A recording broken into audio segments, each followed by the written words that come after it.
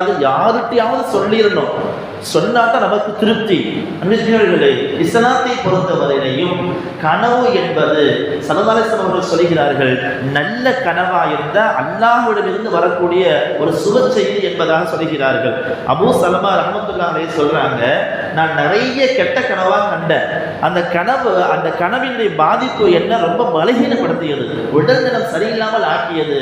எனவே நான் மனசு உடைஞ்சு போய் அபூ கத்தாதா ரலியல்லாஹு போய் சொன்னேன். அவங்களும் சொன்னாங்க, எனக்கு நிறைய கெட்ட கனவு வருது, அந்த கனவு என்னால தின செய்ய முடியாது, என்னை பலகீனப்படுத்தி விடுகிறது. நான் பயந்து போய் ஸல்லல்லாஹு அலைஹி வஸல்லம் சொன்னேன். அப்பொழுது ஸல்லல்லாஹு அலைஹி வஸல்லம் சொன்னாங்க, என்னன்னா நல்ல கனவு கண்டா அது அல்லாஹ்விடமிருந்து வரக்கூடிய சுப செய்தி. எனவே இந்த நல்ல கனவை யாரிடமே சொல்லாத. உனக்கு யாரு ரொம்ப பிடிக்குமோ, உன்னுடைய வாழ்க்கை முன்னேறுவதற்கு யாரு விரும்புவாரோ அவங்கள்ட்ட மட்டும் சொல்லுங்க. அவங்க அல்லாத யாருக்கு